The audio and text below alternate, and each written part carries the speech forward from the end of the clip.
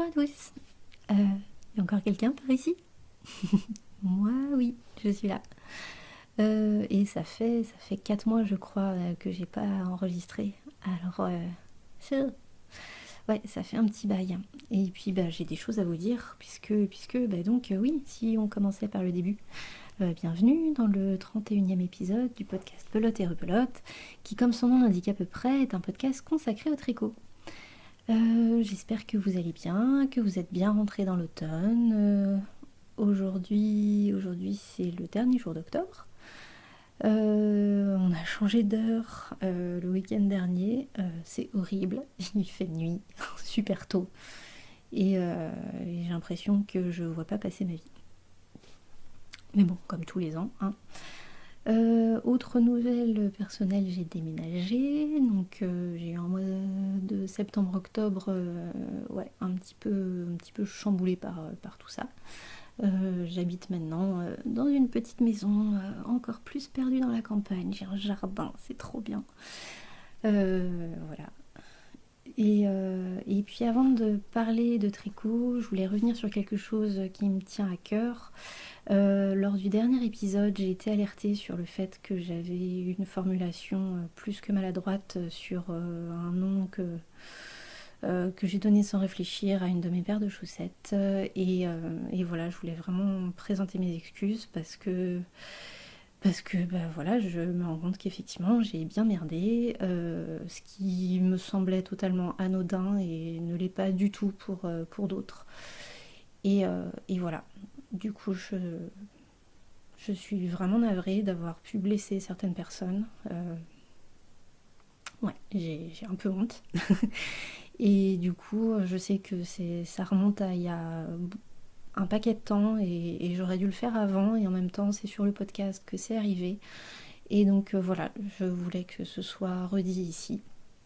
Voilà, donc je présente toutes mes excuses. Ça change pas grand-chose à la situation et aux sensations désagréables que j'ai pu procurer à certaines personnes à l'écoute de mon dernier épisode. Mais voilà, je vais essayer de faire attention à ce que des erreurs comme ça ne se reproduisent plus. Et si jamais ça devait réarriver, j'espère que vous aurez l'intelligence et la bienveillance de me le dire pour que je puisse m'améliorer tout simplement et prendre conscience de mes erreurs. Voilà. Bref, je suis tout émue en parlant de ça.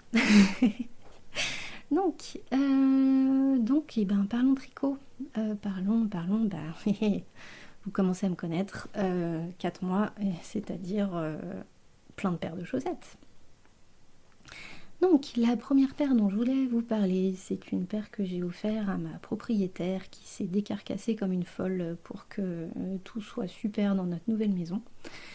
Donc, ce sont des chaussettes en pointure 38 que j'ai appelées mes chaussettes de déménagement puisque je les ai faites vraiment juste avant le déménagement, donc en plein milieu des cartons. Avec en laine principale de la Søstrene. Voilà, je sais toujours pas comment ça se prononce, hein. J'ai fait allemand de première langue et anglais deuxième langue. Et je sais pas... D'ailleurs, je ne sais pas d'où viennent les Søstrene, les sœurs Green là, hein. Et je vais pas chercher, je suis désolée, hein, si vous voulez vous instruire, allez chercher sur internet. Moi j'ai la flemme là tout de suite parce que j'ai vraiment plein de choses à raconter, j'ai pas envie d'y passer 3 plombes. Donc c'est une petite pelote que j'avais achetée de 50 grammes, donc, qui fait donc 200 mètres de fil. J'ai quasiment tout utilisé pour avoir des chaussettes dont la tige soit à peu près aussi longue que le pied. Et pour ça, du coup, j'ai dû utiliser une laine contrastante. Et si mes souvenirs sont bons, parce que je ne l'ai évidemment pas noté, je crois que c'est de la Drops Fadel, coloris rouge bordeaux framboise. C'est un reste d'une paire que j'avais faite pour un ami il y a un petit bout de temps. Voilà, donc la laine fait un petit effet mi-rayure, mi-pooling, assez régulier sur ce que j'ai fait. Du coup, on a des mélanges de rose pâle, marron et bordeaux, enfin quasiment la même couleur que le contrastant que j'ai utilisé. Et puis, comme j'étais à fond dans mon tricot, mais aussi à fond dans mes cartons, je me suis rendu compte que j'avais 30 mailles d'un côté, 32 mailles de l'autre. Voilà, donc c'est des chaussettes un peu hybrides, de 62 mailles de contour. Comme toutes les chaussettes que j'offre, je les ai tricotées en 2 mm et demi parce que je tricote serré, mais que moi celles pour moi je les tricote habituellement en 2,25 parce que j'ai le pied très fin. Mais du coup, oui, je me dis que peut-être que les autres n'ont pas le pied aussi fin que moi. Est-ce que j'ai autre chose à dire sur ces chaussettes? Je ne crois pas. Si jamais j'oublie. Si, pour petit rappel, comme toutes les chaussettes que je fais, je les commence par la pointe avec le Judy's Magic Caston. Je monte toujours 12 mailles pour toutes les pointures jusqu'au 39. Et je fais des augmentations jusqu'à... oui, quand je dis 12 mailles, c'est 12 mailles par face. Par demi-rang, donc. Je les tricote en Magic Loop. J'élargis jusqu'à avoir 30 ou 32 mailles par face. Je fais le talon Fish Lips Heel. Et quand j'arrive en haut de la tige, je fais des côtes 1-1, non torse, avec un rabat tubulaire qui suit les côtes 1-1. Donc qui est vraiment super propre.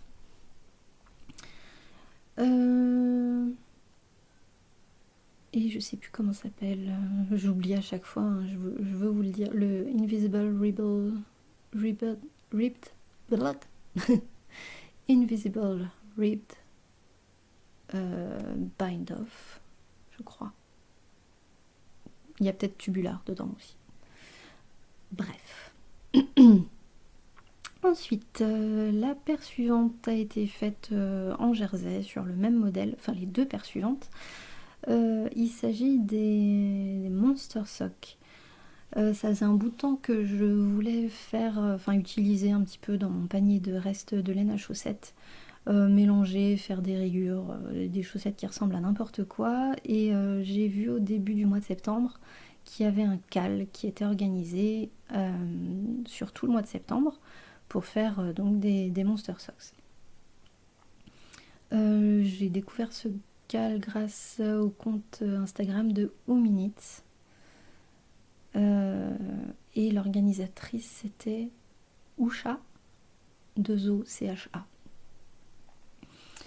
Je les ai tricotés, ces deux paires-là, en 2 mm 25. J'ai passé énormément de restes de Volboot, il n'y a pas d'accent sur lui. Et du coup, c'était un chouette moment parce que ça m'a permis de repasser plein de laines, essentiellement des laines que j'avais utilisées pour des chaussettes que j'ai offertes. Donc du coup, j'ai un peu de tous mes amis dans les chaussettes que je me suis faites. Voilà, après, je me suis pas appliquée outre mesure. J'ai changé de laine quand j'en avais marre ou quand j'en avais plus. Donc ça ressemble pas à grand chose. J'avais des milliers de fils à rentrer.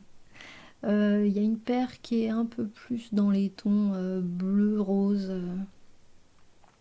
Et une autre paire où il y a un gros contraste en jaune et un gros contraste en orange sur la tige. Du coup, je me disais qu'elles allaient bien ensemble. Voilà, donc deux paires de chaussettes rapidos au mois de septembre. Ensuite, au mois d'octobre, j'ai craqué à la dernière vente de Anna, le bruit des aiguilles. Et je me suis offert 3 écheveaux de 50 grammes de laine autorayante. Et du coup, dès que je les ai reçus, j'ai monté une paire avec le coloris chaque seconde de chaque minute. Et j'étais super contente parce que dans ma boîte de reste de laine à chaussettes, j'avais de la Lanicium Ex Machina dans la qualité Glitter Sock, coloris Denain et de Nîmes, pardon. Et c'était exactement la même couleur que le bleu canard du coloris chaque seconde de chaque minute. Donc j'étais toute contente, ça m'a fait ma journée. Je les ai tricotés en 2,25 mm en jersey.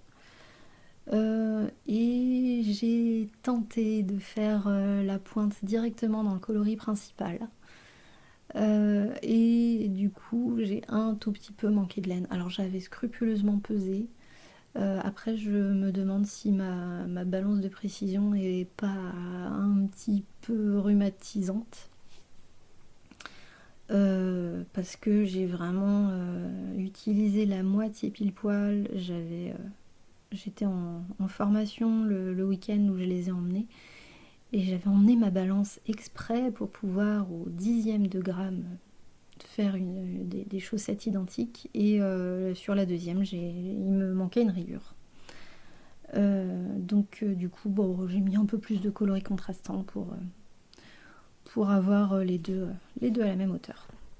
C'est pas bien grave, c'est pour moi de toute façon. Donc s'il y a des petites imperfections, je n'en ai cure.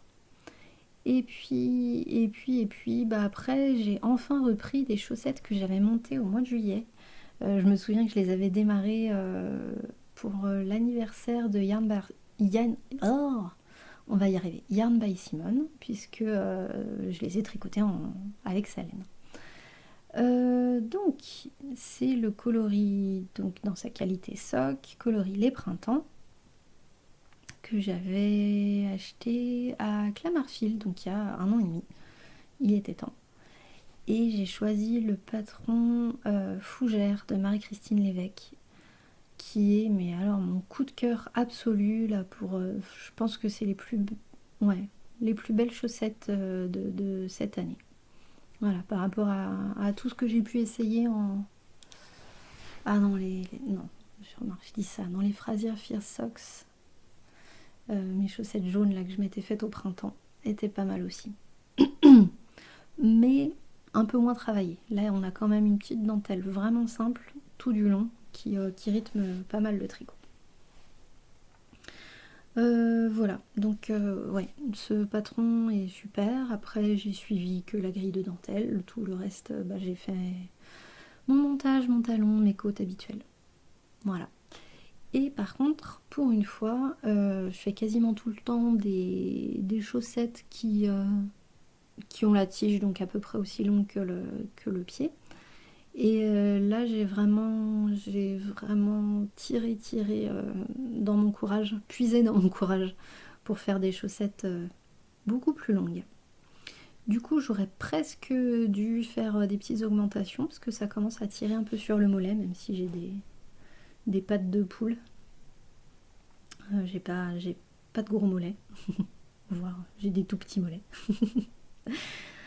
Voilà, on en est là pour les chaussettes. Ensuite, on passe au châle. Donc, le premier que j'ai fait cet été, donc au mois d'août, c'est le Free Spirit de Nadia Crétin-Lechen.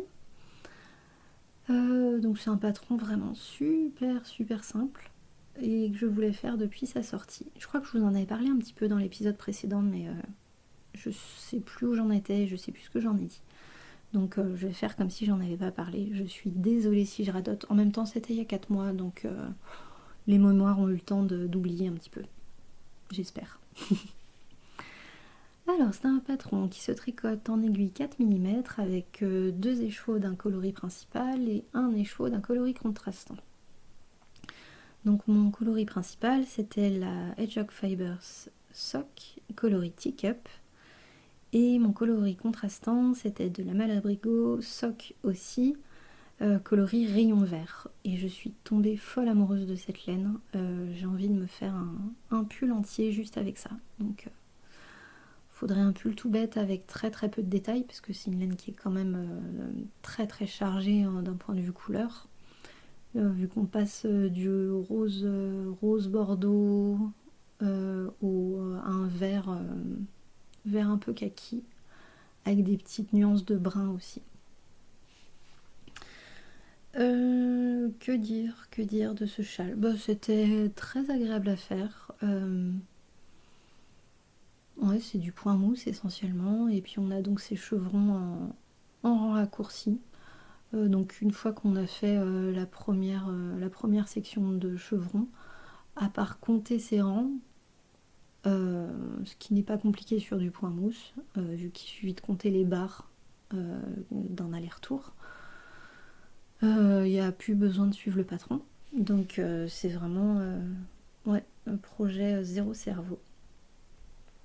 Et donc je me retrouve avec un châle immense. Et où est-ce qu'il est? Je l'ai là sur mes genoux. Oh, il est super doux. Super doux. Et ah oui, à la fin, il me restait encore pas mal de laine quand j'ai fini de suivre le patron. Et donc j'ai décidé de rajouter quelques bandes en raccourci aussi. Et pour essayer pour modifier un petit peu la forme aussi du châle. Ouais, il a une drôle de forme. Enfin, c'est un triangle asymétrique. Moi, je suis pas très à l'aise avec les triangles asymétriques, mais bon, je le roule en boule autour de mon cou et ça marche très bien. Ouais, que dire de plus? Bah, pas grand chose. Pas grand chose. Je voulais absolument le terminer avant de partir en vacances, parce que je suis partie faire de la randonnée en Ardèche avec mon sac sur le dos et mon amoureux avec son sac aussi sur le dos. Et on est parti en randonnée itinérante. Et j'ai tricoté un petit peu pendant ce temps-là aussi, mais je vous en parlerai tout à l'heure parce que c'est un projet qui n'est pas fini. Et donc je voulais absolument finir ce châle Free Spirit juste avant de partir en vacances, et j'ai réussi. Par contre, du coup, est-ce que je l'ai même bloqué? Je suis pas bien sûre, je crois que je l'ai pas bloqué. Il est tellement immense et il est tellement beau comme ça. Non, non, je crois qu'il est pas bloqué. Et du coup, j'ai fait les photos juste en revenant de randonnée. Alors, ensuite, le châle suivant, il s'agit du patron Les Sillons de Sylvie Polo. J'avais déjà tricoté ce châle 2 fois, à chaque fois pour des cadeaux. Où est-ce que je l'ai mis? Je me sors le projet, la page Ravelry à chaque fois pour avoir tout sous les yeux. Donc c'est un châle qui se tricote de nouveau en aiguille 4 mm. Et je l'ai tricoté avec de la Filcolana qualité Anina. En coloris, donc lequel est lequel? Le coloris 101, je pense que c'est le blanc. Qu'est-ce que Ravelry me dit? Ouais. Donc 101, c'est un blanc cassé, mais plutôt clair. Et le 332, c'est un très beau vert pistache, vert olive. Je crois qu'il l'appelle olive d'ailleurs. C'est de la laine que j'avais achetée à Clermont-Ferrand. Comment s'appelait cette boutique qui a fermé? Qui vendait plein de tissus. Je sais plus. Même si vous me le criez, hein, mais moi je suis désolée, ça se passe avant. Avant que vous me criez la réponse. Mon espace-temps est un tout petit peu modifié. Donc, et ben, c'est un châle qui n'est en soi pas très compliqué. Juste à mon sens, il manque quelques petits détails pour que ce soit un billard. Ou que ça roule tout seul sans qu'on ait besoin de se poser de questions. Notamment au démarrage, c'est vrai qu'on n'a pas d'indication sur si on est sur le devant ou le derrière du châle. Et on a le choix ou non de faire des picots. Et comme j'ai pas fait les picots, qui sont quand même un bon repère pour savoir où est la bordure droite et gauche au moment où on démarre, Et comme on est en point mousse, ouais, je savais vraiment pas où j'en étais. Donc ça c'est le petit détail qui fait que le démarrage n'était pas très agréable. Donc on alterne pas mal de rangs raccourcis avec un espèce de point mosaïque avec des mailles glissées qui font des petits carreaux qui sont, enfin, que moi je trouve très jolis. On a des rayures, d'abord fines, et puis sur la fin des rayures plus épaisses. Et ma foi, c'est pareil, il s'enchaîne bien, il est assez agréable. Alors par contre, moi je suis tombée en rate de fil. Et puis c'est une qualité du coup que je ne trouvais sur aucune boutique en ligne en France. Donc je suis allée chercher à la source. Je l'ai acheté sur un site au Danemark, je crois, il me semble que c'est de la laine danoise. Ah, je me fatigue avec mes trous de mémoire. Ouais, il me semble que c'est de la laine danoise, donc j'étais toute paniquée, même si j'ai utilisé des sites de traduction pour être sûre que je faisais pas de bêtises. Et donc au final, je sais plus combien de pelotes j'ai utilisé. Ah si, je l'ai marqué. Donc, 2 pelotes et demie de blanc et 2 pelotes et demie de vert. Ça me paraît bizarre. Ça me paraît bizarre parce que. Oh non, j'ai dû recommander que du vert. J'avais assez de blanc. Je crois que j'avais 3 pelotes de blanc et 2 pelotes de vert. Voilà, c'était ce que je m'étais prévu au démarrage. Et j'ai dû racheter une pelote de verre au Danemark. Donc il est resté un petit temps en pause. Et donc sur la fin, je trouvais ma bordure pas super jolie. Donc j'ai fait des I-cords. Un sur le rabat d'émail, qui est sur le bord du triangle asymétrique. Et un autre sur l'autre bordure de l'autre côté. Par contre, la bordure, celle du haut du triangle, du coup. Enfin. Ah, je me fatigue. Oui, la bordure qu'on met contre son cou, celle-là, je l'ai laissée telle qu'elle. Et mon relevage de maille est pas super propre. Du coup, est-ce que mon I-cord fait plus propre ou pas? J'ai un petit doute. Mais moi, ça me plaît bien comme ça. Et puis, ça permet de rentrer ce projet dans lequel Battle d'aiguilles de Mélina. Il y a un des thèmes qui s'appelle Avec un I-cord. Donc, celui-là va pouvoir rentrer dedans. Je crois que je l'ai toujours pas inscrit. Mais il me reste encore 2 mois pour le faire. Est-ce que j'ai autre chose à dire? Eh ben oui, quand même, que la laine est terriblement douce, elle aussi. Ah ouais. Oh. Ouais. C'est du 100% mérino. Ouais. 210 mètres pour 50 grammes. 100% mérino. Super wash. An incredibly soft for ply wool yarn. Ben oui, incroyablement soft, oui, je suis d'accord.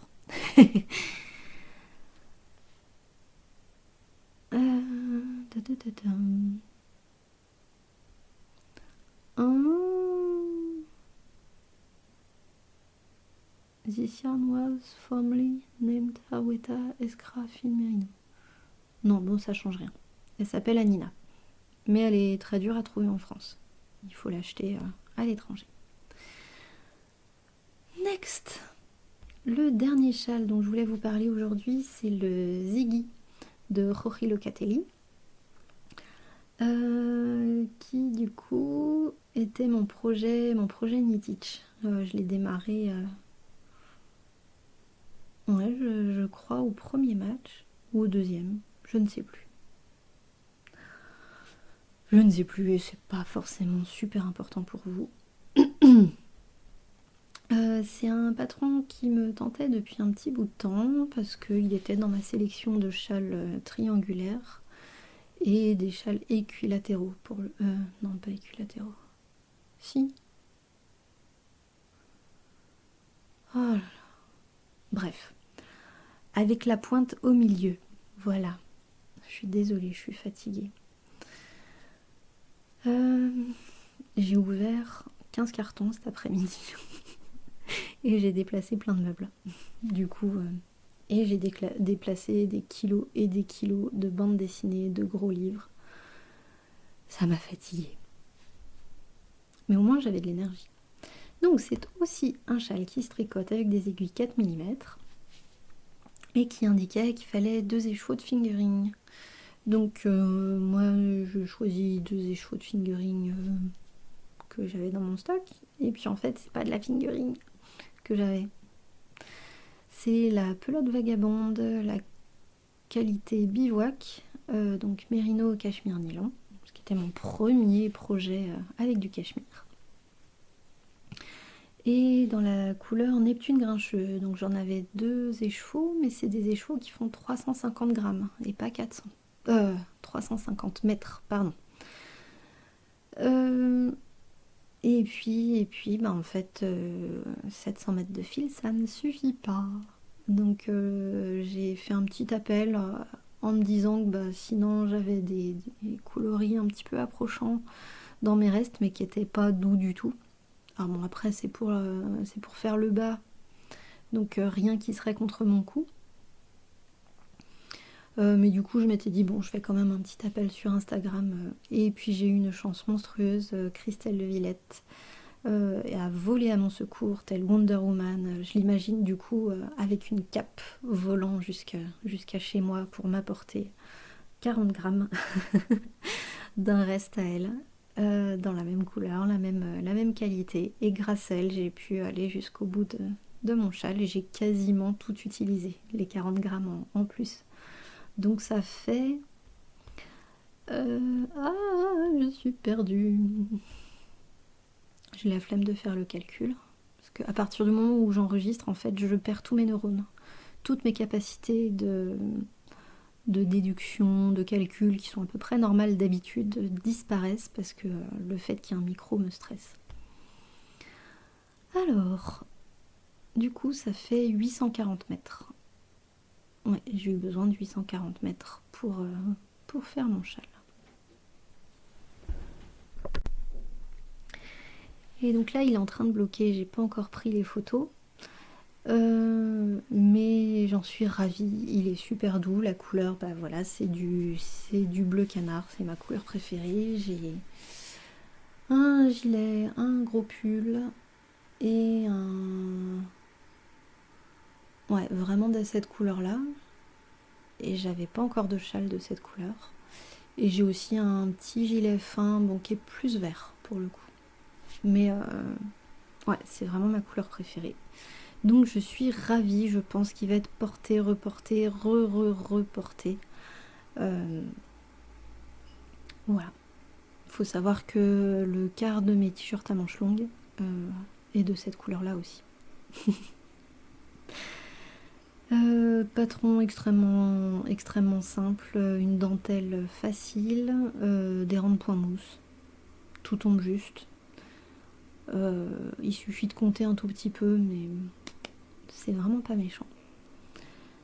Donc voilà, j'en suis super contente. Et puis bah du coup il y a un petit bout de cristal dedans, donc ça fait plaisir aussi. Voilà pour le Ziggy. Et on va terminer avec les projets terminés. C'est bizarre dans la même phrase. Avec le pull bohème de... Enfin du coup je dis bohème parce qu'il y a un E accent aigu. Mais je sais pas comment ça se prononce dans un autre pays. De Randy Helm. Je ne sais pas non plus comment ça se prononce. Alias Faroenite sur Instagram.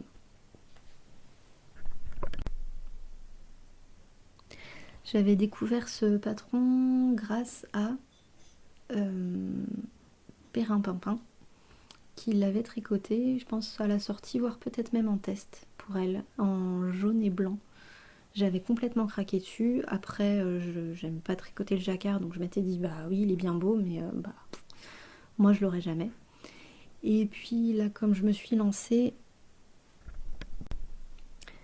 j'ai été interrompue par une tasse qui montait les escaliers. Une tasse de thé.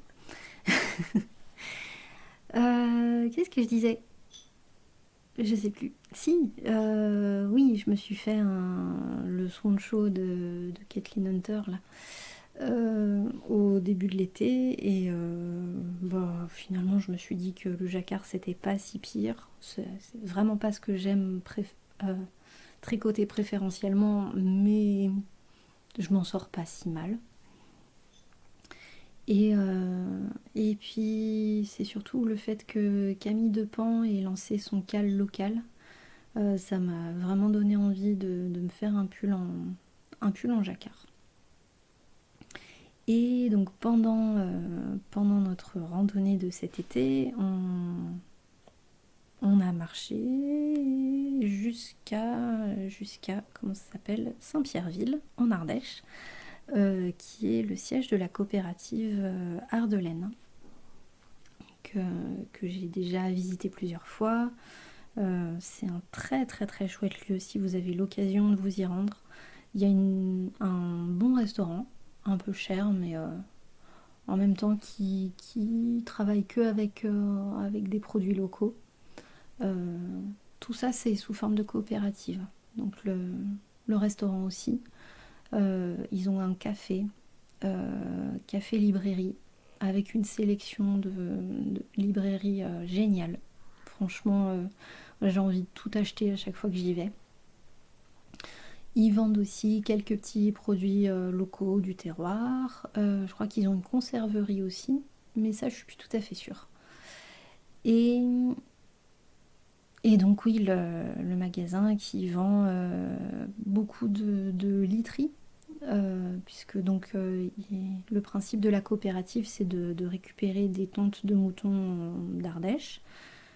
Je sais pas s'ils vont plus loin sur le territoire. Enfin, en tout cas, ils récoltent des laines vraiment variées, donc de la laine de pays. Et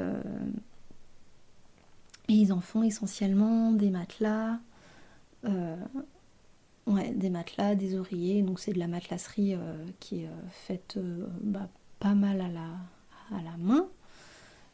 Donc c'est des produits qui durent une vie entière, hein. C'est voire plusieurs qui peuvent se transmettre de génération en génération. Et puis ils ont un petit peu de confection, alors qui est un peu vieillotte, moi je trouve. Et puis un petit peu de fil à tricoter. Donc c'est de la laine qui gratte, hein, clairement. Mais voilà, pour le cal local, je me disais que c'était ce qu'il y avait de plus local. Finalement, c'est à 1 heure de route de chez moi en voiture, et quelques jours de marche. Et donc du coup, vu qu'on y est passé en marchant, en plus j'aimais bien l'idée d'acheter ma laine là-bas et de la ramener à pied chez moi. Je trouvais que c'était symboliquement une belle démarche au niveau local et plutôt écologique. Voilà, j'arrête de m'envoyer des fleurs sur ma démarche.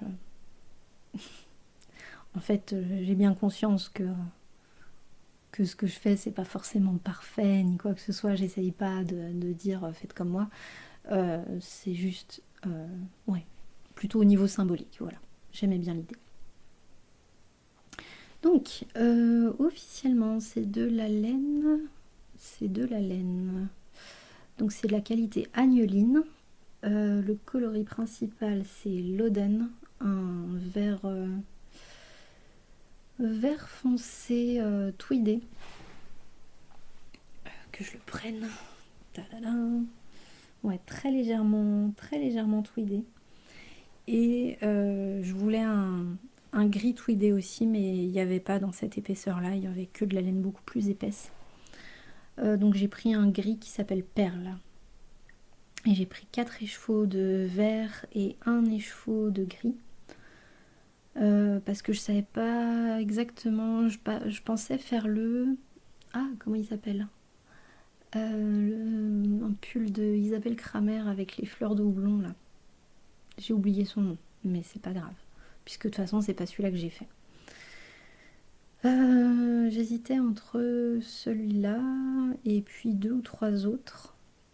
Et l'amoureux m'a aidé à choisir et il me dit que c'était finalement le bohème qui préférait.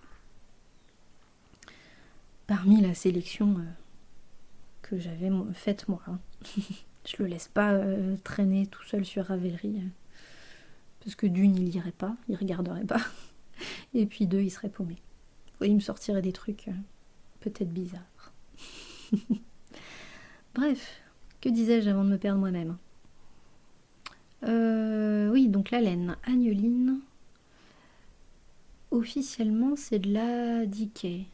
Elle fait 275 mètres pour 100 grammes. Alors la laine rustique,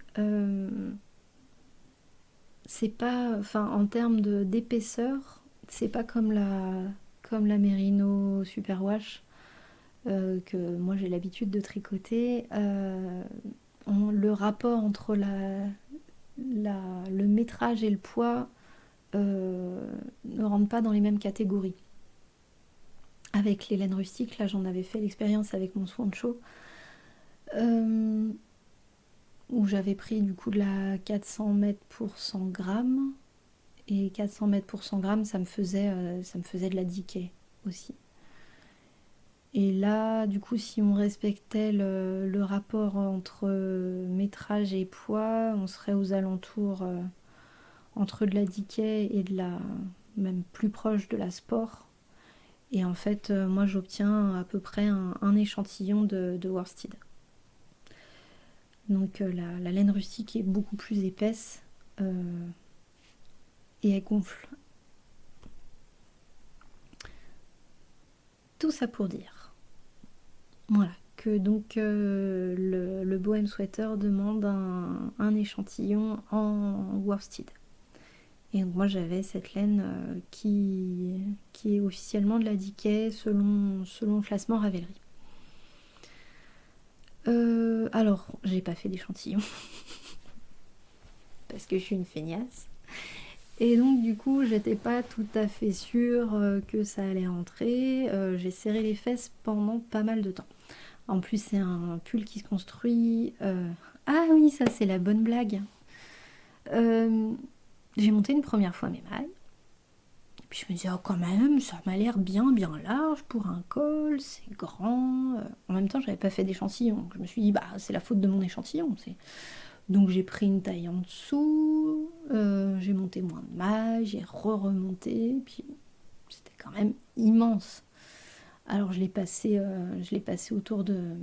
J'avais juste fait les côtes. Hein. Je l'ai passé autour de mon cou, et puis je me disais, mais quand même, non, c'est beaucoup trop grand. Bon, qu'est-ce que je fais? Je défais tout, je redéfais tout, et puis je me disais, bon, bah je vais monter un nombre de mailles à ma sauce, et puis après je vais rattraper le patron. Puis après je me suis dit, vérifie, relis ton patron. Ah bah oui. En fait, c'était les côtes du bas, c'était pas les côtes du col. Je me suis sentie cruche, mais cruche. Bon, voilà. Donc du coup, j'ai monté 3 fois mes côtes. Pour rien. Si j'avais lu un peu mon patron, j'aurais su que c'était bon. Enfin non, puisque les 2 premières fois, je l'ai monté dans la couleur grise. Et comme du coup en fait c'était les côtes du bas, il fallait que je les monte en vert. Donc non, les 2 premières fois étaient pas bonnes. C'était pas bonne par rapport à la couleur, et moi je pensais que c'était pas bon par rapport au nombre de mailles. Donc c'est un pull qui donc se commence par le bas. Donc on commence par le corps.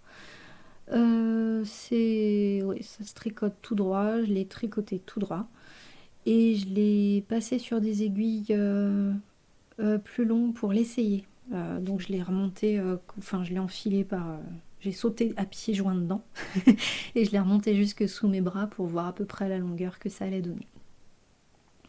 Après ça, on tricote les manches. Donc je suis partie... Je crois que je suis partie du nombre de mailles qui disaient de monter. Et par contre j'ai fait les augmentations à ma sauce et je sais même plus si je suis arrivée. J'ai pris aucune note et là j'ai pas le patron sous les yeux. Mais bon, les manches c'est comme d'habitude, hein. Enfin, moi je suis très fine de buste, par contre j'ai des bras normaux pour ma taille, donc et comme je tricote serré en Magic Loop, il faut toujours que je fasse 3 ou 4 tailles au-dessus pour les manches. Mais non, je pense que je me suis débrouillée pour arriver à un nombre de mailles qui correspondait à ma taille quand même en haut des manches, pour être sûre d'avoir le bon compte pour que la grille de jacquard tombe bien. Et donc pareil, mes manches, je les ai essayées au fur et à mesure et je m'étais mis des petits anneaux marqueurs pour avoir des repères pour faire la deuxième à peu près pareil. Alors je sais pas si vous, ça vous fait ça, mais régulièrement, moi quand je tricote des manches, notamment, enfin ça me le fait surtout, quand il me manque plus qu'un centimètre, je vais tricoter ce qui me semble être à peu près 1 centimètre. Je remesure, il me manque 2 centimètres, tout à coup. Donc je retricote. Et ce qui me 3, 4, 5 rangs. Et là, il me manque encore 1 centimètre.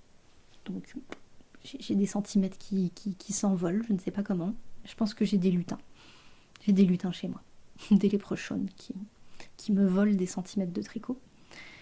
Et ensuite, je refais 2 rangs, je remesure, et là, j'ai 8 centimètres en trop. Saleté de lutin, quoi. Ça vous fait ça, vous aussi? Je sais pas comment je me débrouille, mais... ouais, pourtant, j'ai plein de mètres différents, mais je pense qu'ils sont tous ensorcelés. Donc du coup, j'ai 2 manches avec des augmentations assez approximatives, pareil. Voilà, et donc après, on rejoint le tout. Oui, moi ce que je fais à chaque fois, comme ça tire, on laisse des petits trous sous les bras, mais bon, c'est vrai que les premiers rangs, ça tire énormément. Donc moi je mets toujours toute la face avant, donc du coup la moitié de chaque manche sur une première aiguille, et toute la face arrière et l'autre moitié des manches sur une autre aiguille. Et comme ça je tricote toute la face avant, je la tricote avec mon aiguille de devant. Et toute la face arrière, je la tricote avec mon autre aiguille circulaire. Je sais pas si cette technique-là a un nom, mais moi j'avais appris à tricoter les chaussettes comme ça au début, sur un tuto vidéo du gars qui tricote, un Québécois, qui expliquait que donc on prenait deux aiguilles circulaires différentes, et du coup c'est l'équivalent d'un immense Magic Loop. Mais faire du Magic Loop sur un endroit où on rejoint les manches et le corps, il faudra des kilomètres de câbles. Donc même avec des raccords, moi ça me gave. Donc par contre avec 2 aiguilles circulaires différentes, on arrive très vite à... Enfin, il n'y a rien qui tire. Donc c'est plutôt agréable. Et puis dès qu'on est remonté un petit peu, on peut repasser sur une seule aiguille circulaire. Et puis là du coup on attaque, une fois qu'on a tout rejoint, on attaque la grille de jacquard qui se fait sur 8 mailles, donc elle est vraiment, vraiment pas compliquée.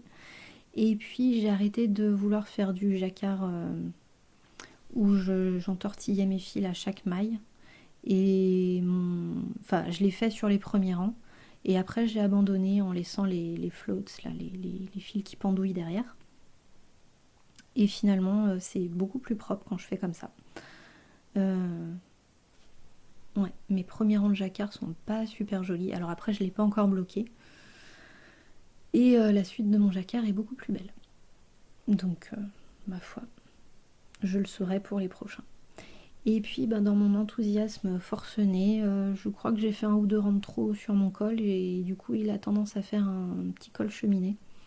Et j'aime pas plus que ça. Je préférais qu'il soit plus bas. Parce que comme c'est de la laine qui gratte, moi, ça me chatouille un petit peu. Donc ouais, j'hésite. Une fois que je l'aurai bloqué, je verrai comment il se comporte. Et s'il continue à remonter un petit peu comme ça, je redéferai mon rabat et et j'enlèverai 2 rangs du col. Voilà, mais j'en suis absolument ravie. Bon, bah, en même temps, le vert comme ça, c'est mon 3e pull de cette couleur-là, je crois. Donc, bon, c'est mon premier gros pull comme ça. Et j'en suis super contente. Et au final, je crois que je l'ai tricoté en 3 semaines. Ça va vite, ça va très vite. Et du coup, j'ai un écheveau et demi de vert qui est en reste et un demi-écheveau de gris. Donc, je ferais bien un petit snood ou un pull, je dis n'importe quoi, ou un bonnet. Mais comme je porte très peu de l'un et de l'autre, voilà, j'hésite un petit peu, c'est pas ma priorité. Voilà, et ben on a fini avec les projets finis. Sinon, juste pour le pull, je l'ai tricoté comme avec les aiguilles recommandées dans le patron, donc 4 mm et demi pour les côtes et 5 mm pour tout le reste. Et j'ai pas changé d'aiguille pour le jacquard. Et j'ai par contre été super vigilante pour ma tension. Moi qui tricote serré, j'ai vraiment fait exprès de tirer les fils derrière pour regagner de la souplesse, notamment pour les petits points. Alors oui, il y a des rangs raccourcis pour que le haut du col soit un peu plus haut sur la nuque que dans le cou. Et c'est la seule partie où j'ai un peu plus galéré pour mes petits points de jacquard. Mais bon, il y a quoi, 8 rangs comme ça va, c'est pas l'horreur. Et on est déjà à 46 minutes. Normalement c'est le temps maximal que je me donne pour un épisode. Bon. Tant pis. On va passer aux encours. Alors, les encours, il y en a un qui n'a pas bougé depuis le dernier épisode, c'est le From Way Back. C'est un gilet handiquet de Hanna Maciejewska, que je tricote avec la laine des petits points parisiens. Et comme pareil, j'ai pas fait d'échantillon, j'ai l'impression qu'il est un peu short, un peu petit pour le coup, donc faudrait que je le pré-bloque ou que je fasse les pattes de boutonnage tout de suite pour savoir si je peux le fermer tout simplement. Et j'ai la flemme de faire ça, donc du coup voilà, j'en dis pas plus. Et sinon sur les aiguilles, qu'est-ce que j'ai d'autre? J'ai le châle Hildebert de Fiber Tales. J'ai complètement craqué sur ce patron dès sa sortie. Je sais même plus où je l'ai vu. Peut-être directement sur son podcast à elle. En plus, du coup, j'ai repris tous ces épisodes-là au mois d'août. Et donc, du coup, j'étais en train de tricoter son modèle en même temps que je regardais ces épisodes. Donc, c'était chouette. Donc c'est un châle à 3 écheveaux en fingering. Moi je suis un peu joueuse. J'ai pris 2 écheveaux de Candy Wool Sock coloris radioactive. J'avais déjà utilisé ce vert dans mon pull à rayures, le joli là qui a des couleurs complètement flashouilles. Et comme contrastant pour 2 paires de chaussettes. Donc du coup, mes 2 écheveaux n'étaient même pas complets. J'avais déjà un peu entamé. Et évidemment, je suis tombée en rate de laine. Voilà, je vous fais pas durer le suspense. Donc pour l'instant, il est en pause. Et j'avais demandé à Candy Wool un réassort, un écheveau supplémentaire pour pouvoir terminer. Elle était débordée au moment où je lui en ai parlé. Et du coup, il faudrait que je la relance, savoir si c'est possible maintenant. Mais pareil, j'ai pas pris le temps de m'en préoccuper, vu que j'ai fait plein d'autres châles. Ouh, j'ai des fourmis. Hop. Buvons du thé, ça ira mieux. Donc ce châle, je voulais l'emmener pour ma randonnée. parce que je voulais pas emmener des chaussettes, j'avais peur de les finir. On partait pour 10 ou 15 jours, on savait pas trop, on n'avait pas déterminé notre itinéraire. Et du coup, je me suis dit, si j'emmène des chaussettes, je vais les finir trop vite. Donc je me suis dit qu'un châle, c'était la bonne taille de projet à emmener. Et en plus, celui-là, comme il a plein de petites pustules, comment on appelle ça en vrai? Je ne sais plus. C'est l'amoureux qui est toujours charmant et qui dit vert avec des pustules, on dirait un petit dragon. Un petit dragon malade, au début il disait. Un petit dragon qui a la varicelle. Donc du coup, à cause de lui, j'appelle ça des pustules. Et donc, oui, voilà. Donc tout le démarrage du châle, c'est un triangle symétrique. Et on fait plein de petits bubbles là. Point popcorn, voilà. Je crois que c'est ça. Et donc je m'étais dit, bah ça va me prendre plein de temps vu qu'il faut tricoter plusieurs mailles dans une. Après on retourne l'ouvrage, on les retricote à l'envers, on les retricote à l'endroit, on les rabat. Je crois que c'est ça. Ça commence à faire un petit temps, alors j'ai un peu oublié. Et il y en a vraiment partout, partout, partout. Donc ça prend pas mal de temps. Donc je m'étais dit, je suis sûre de pas finir mon châle pendant ma randonnée. Donc tout va bien. Et effectivement, j'avais pas des masses avancées. Finalement, on marchait toute la journée. Et puis le soir, on était plus préoccupés à manger qu'à tricoter. Et puis de toute façon, il faisait nuit, donc je voyais plus rien. Et puis alors tricoter à la frontale, en plein air, quand les moustiques attaquent, c'est vraiment pas une bonne idée. Mais ça reste mon châle de randonnée, du coup, dans ma tête. Et donc, il y a cette texture-là sur le corps du châle. Et après, on attaque une bordure appliquée à 90 degrés. Avec des torsades sur des mailles torses, un petit motif magnifique et des torsades normales de part et d'autre de ce petit motif. Et c'est une bordure à porter, contrairement à tout ce que j'avais tricoté jusque-là, où on part du haut du châle et on fait tout le tour. Et là, par contre, on part de la pointe en bas du châle.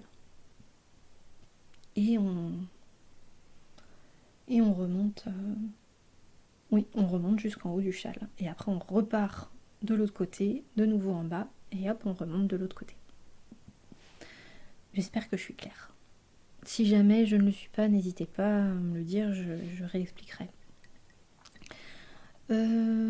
Voilà, et donc du coup, il doit m'en manquer un tiers, un quart du dernier bord, du deuxième bord de ma bordure. Le deuxième bord de ma bordure. Je pense que vous voyez ce que je veux dire. Et voilà, et puis il y a des grandes pampilles à mettre aux trois coins, aux trois angles du triangle. Et du coup, vu que je vais avoir un échoue entier, je vais pouvoir les faire sans problème. C'est un châle qui se tricote en 3 mm et demi. Voilà, j'ai pas grand chose de plus à dire, à part que j'ai quand même hâte de le finir. C'est un projet un peu immersif. Je pense que si on en fait un petit bout de temps en temps, ça doit être chiant. Pardon, j'ai dit un gros mot. Ça doit être fastidieux parce qu'il faut se replonger dans les explications. Je sais que là, quand j'aurai la laine pour le terminer, il va me falloir un petit temps pour me remettre dans les explications.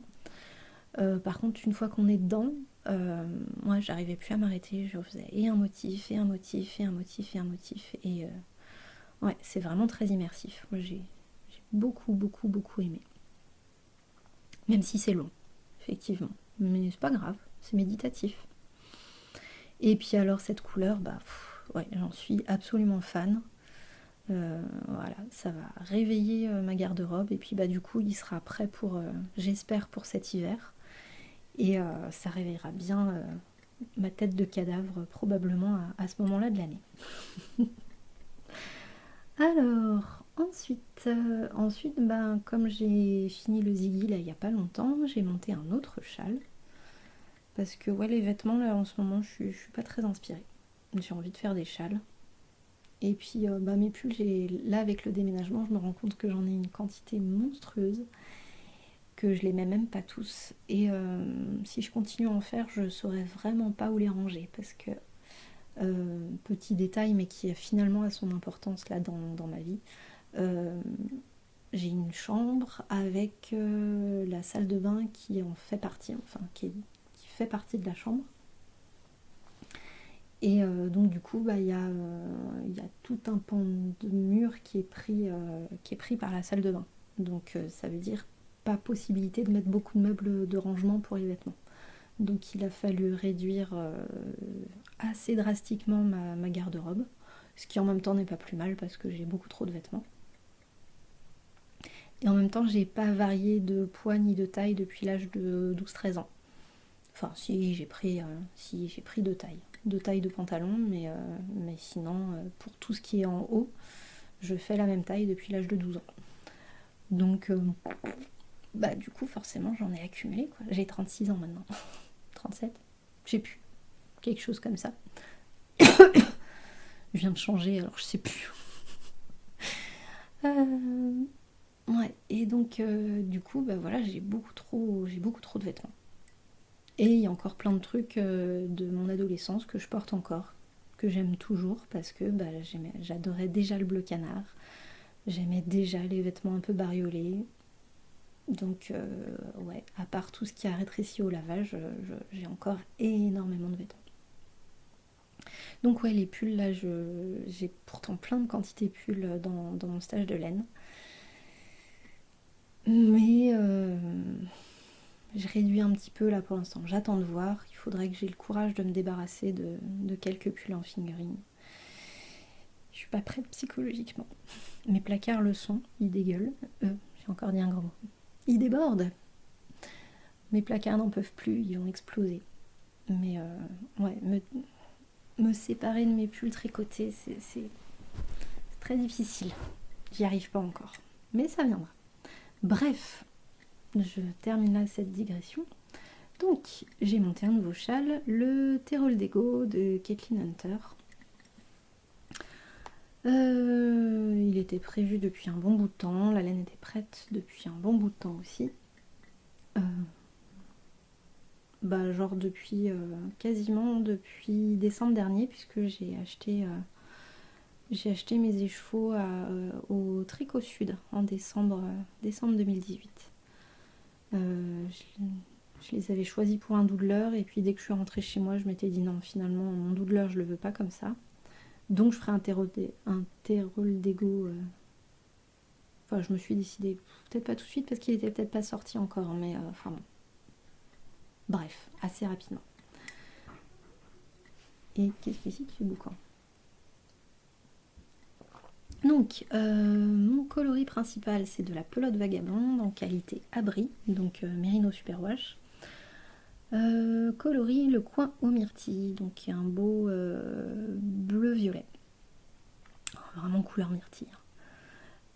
Ensuite, mon coloris neutre, c'est de la Hedgehog Fibers, qualité sock, et coloris Urchin. Alors, je me suis renseignée, donc ça veut dire soit oursin, mais c'est aussi les gamins des rues, les gavroches, un peu. Je savais pas, je trouvais ça intéressant. Et mon troisième écheveau, mon coloris contrastant, c'est aussi de la pelote vagabonde, qualité bivouac, donc la même que mon Ziggy châle, donc avec un petit peu de cachemire et de nylon dedans. Et je suis perturbée, j'entends des petits bruits autour de moi et vu que j'habite dans un endroit très très isolé, à chaque fois qu'il y a du bruit, je me demande ce que c'est. C'est le temps de m'habituer. C'est juste l'amoureux en fait qui va chercher un truc en bas. Et donc, oui, mon coloris contrastant, coloris lichen. Et c'est vraiment effectivement un beau vert vert qui tire sur le jaune, vert mousse, comment on appelle ce... Évidemment, voilà, c'est l'effet micro. Plus de mémoire, plus de neurones. Ah, comment ça s'appelle cet alcool là? Ok, un vert olive mais plus clair quoi. Quoi? Chartreuse, merci. Ah! Ah, il écoute! Ah voilà, j'ai une bouffée de chaleur maintenant, c'est malin. Voilà, couleur chartreuse. Vous me verriez, je pense que je suis rouge pioine. Bon, pause. Voilà, l'amoureux est venu se moquer de moi. Et ma température est en train de redescendre tout doucement. Alors, donc c'est un châle qui se tricote en 3 mm et demi et qui a l'air super varié. On enchaîne plein de sections différentes qui vont assez vite. Alors après, j'ai dit ça, je suis encore qu'au début. Il y a des rayures, il y a... Ah, c'est pas en point mousse pour une fois, donc ça me change un petit peu de mes 3 ou 4, 5 derniers châles. Du coup, ça va vite, on a envie de voir la suite. C'est pas bien compliqué pour l'instant. Et puis c'est la première fois que je fais ce type de construction, à savoir on commence par un coin latéral, enfin un coin. On n'appelle pas ça un coin quand c'est un triangle. Hein. Par une pointe, voilà, par la pointe latérale, ça fait un string d'éléphant là. Et je suis pas encore arrivée à la taille éléphant. Je suis arrivée à la taille adulte. Et du coup, c'est très sympa, mis à part que pour l'instant, je trouve les bordures un peu dégueulasses. Enfin, quand on passe notamment sur les rayures, ouais, je trouve pas ça très très propre. Donc, si ça se trouve, je reprendrai tout et je ferai un accord à la fin s'il me reste de la laine. Sachant que ces derniers temps, il me manque de la laine pour finir absolument tous mes châles, donc peut-être pas, on verra. Voilà, donc là je suis arrivée au moment où il va falloir faire du jacquard. Donc bon, c'est sur une petite vingtaine de rangs, donc ça va bien se passer. J'aime toujours pas faire le jacquard. Et donc voilà pour le terreau d'Ego. Et le dernier projet qui est monté sur mes aiguilles hier, c'est une paire de chaussettes. C'est des chaussettes qui ont pour objectif d'être vendues, celles-ci pour une association, dans un but caritatif. Et puisqu'en fait, il y a quelques semaines, au magasin de producteurs proche de chez moi, j'ai vu qu'il y avait un panier entier de chaussettes tricotées main qui étaient donc pour collecter des fonds pour un ami handicapé.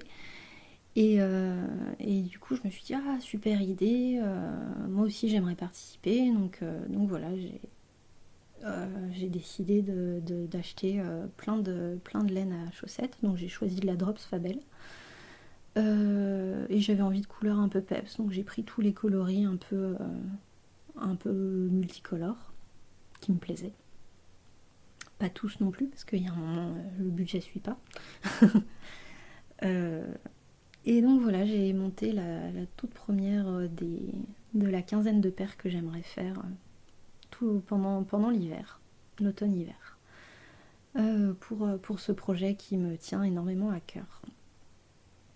Voilà, et Cookie la guerrière s'est proposée pour rentrer dans mon délire, et donc du coup je suis trop contente qu'elle se joigne à moi, même sans connaître les tenants et les aboutissants. Ouais, je suis super touchée parce que bah voilà, c'est de la générosité pure. Autant moi ça concerne voilà quelqu'un que je connais, que j'apprécie, avec qui je travaille. Et donc forcément ça a du sens. Enfin, le résultat va être palpable, je vais pouvoir le voir de mes yeux. Donc oui, mais pour elle, non. C'est juste, voilà, la générosité pure et je trouve ça merveilleux. Voilà. Et donc du coup, bah, je vais essayer de faire un petit panel de pointures. J'ai aucune idée de ce qui est parti, de ce qui avait été fait. Donc du coup, la première, là, j'ai décidé de faire un 39 parce que tout simplement, je connais plein de personnes qui chaussent du 39. Et donc, j'ai choisi de la bleu canard pour rester dans mon humeur colorimétrique. Et c'est le coloris 918.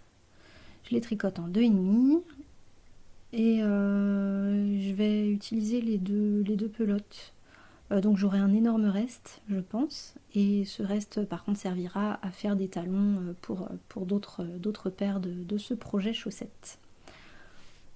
Voilà. Alors ensuite, l'orphelinat. Je vous ai déjà parlé de tout. En fait, j'étais en no-buy officiellement. C'est raté.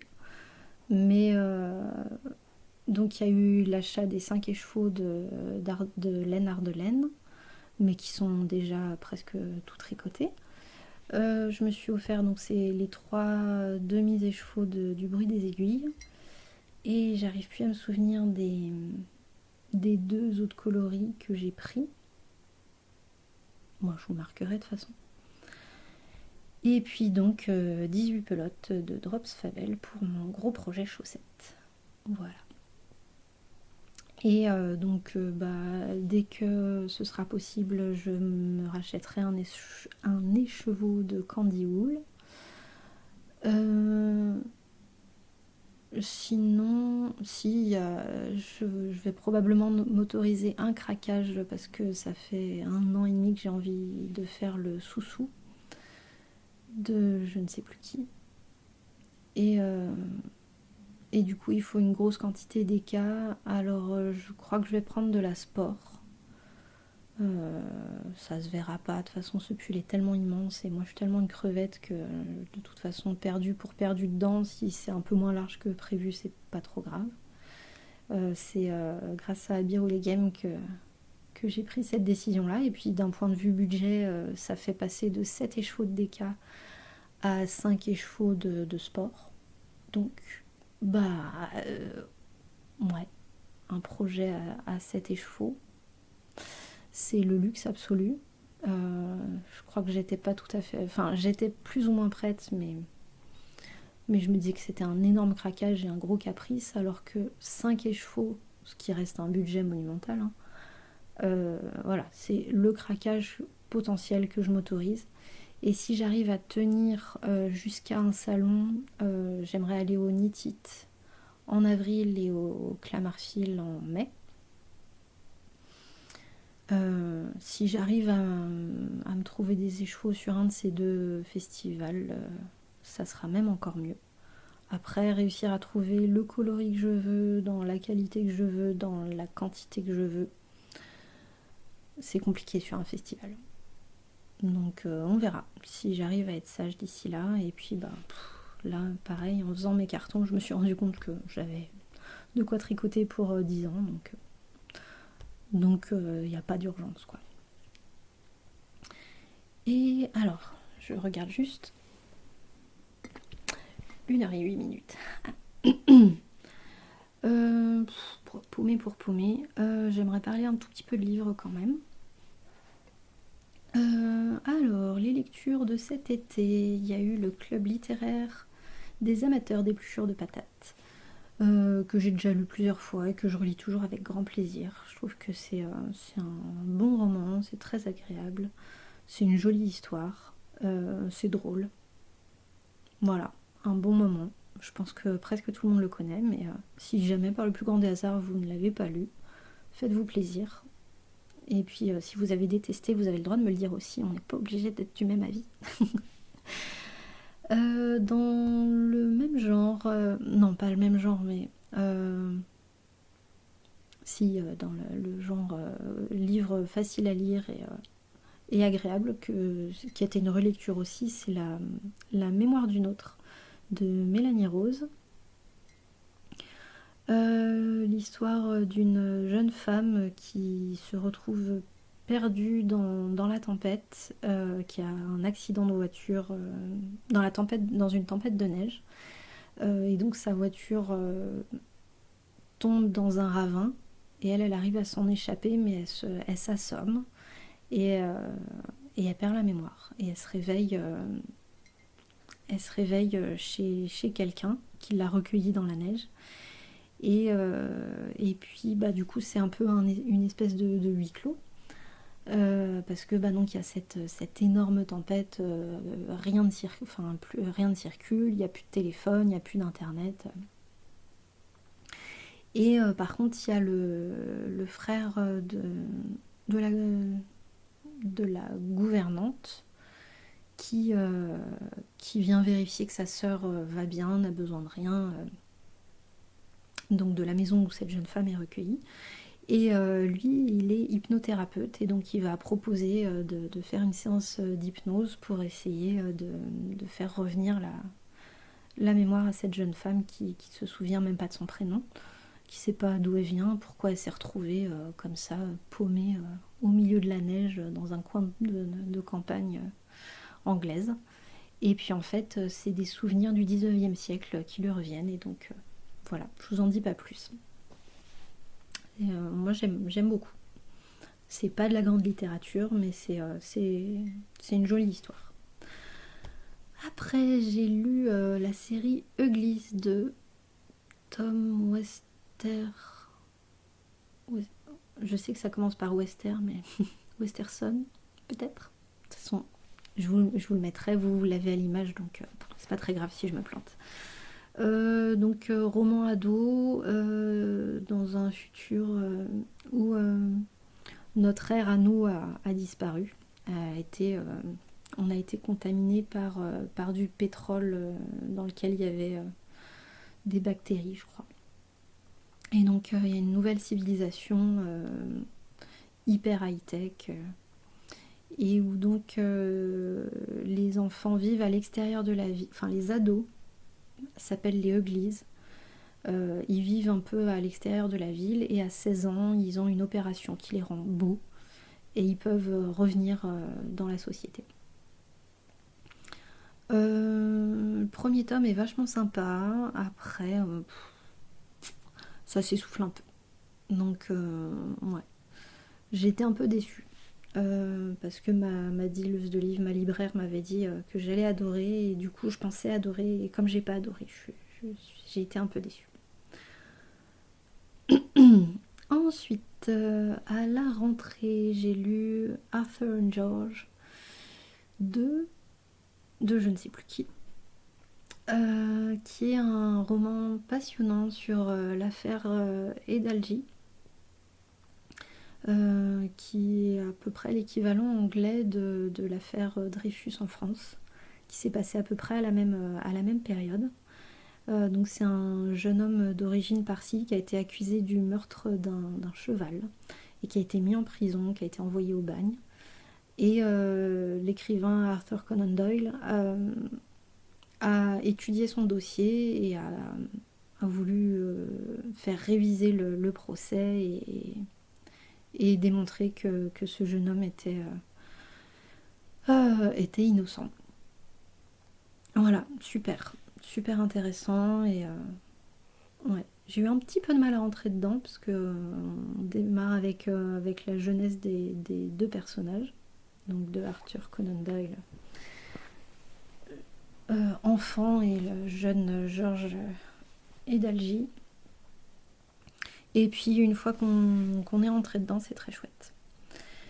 Qu'est-ce que j'ai eu d'autre Ah oui, Le jour où j'ai appris à vivre de Laurent Gounel. Donc roman feel good que j'ai trouvé dans la boîte à livres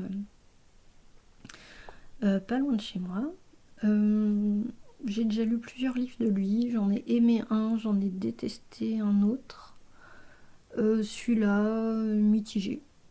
C'est pas très bien écrit. Après, les messages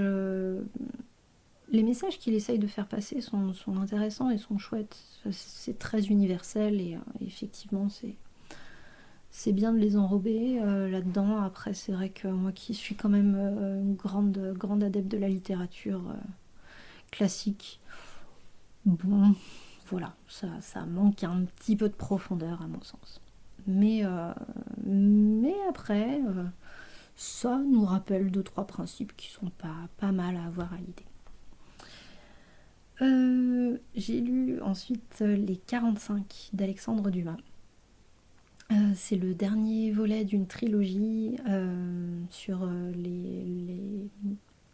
la fin du règne des Valois, donc au XVIe siècle. Et donc du coup, j'avais déjà lu La Reine Margot, qui était le premier volet. J'étais tombée sur ce dernier volet et en quatrième de couverture, c'était noté qu'on pouvait le lire sans avoir lu le deuxième volet. Donc du coup je me suis lancée dedans. Après il y a quand même pas mal de références au tome précédent que je n'avais pas lu, donc c'était un brin frustrant. Par contre après c'est du Dumas, hein. C'est rocambolesque à souhait, il y a des rebondissements, ouais, c'est les Game of Thrones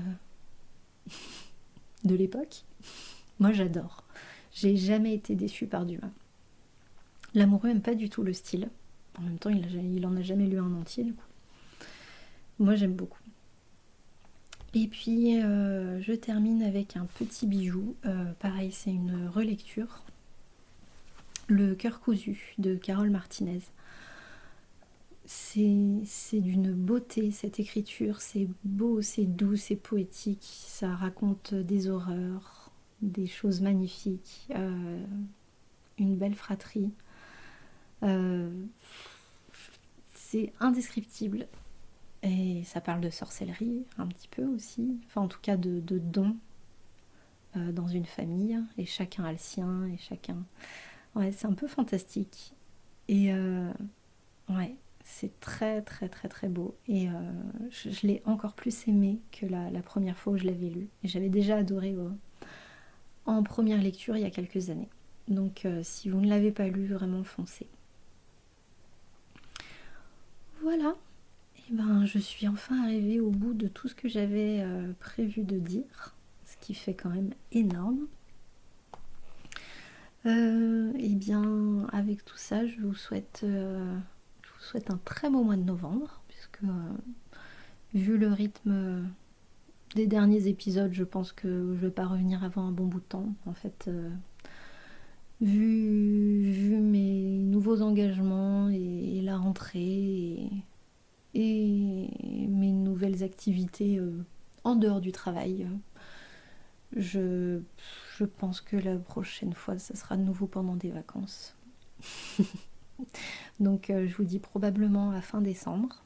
Si jamais j'arrive un week-end à faire un enregistrement supplémentaire, je reviendrai pour un épisode un peu plus court, j'espère. Et bah du coup, je vous souhaite un très très bel automne. Tricotez bien, amusez-vous bien.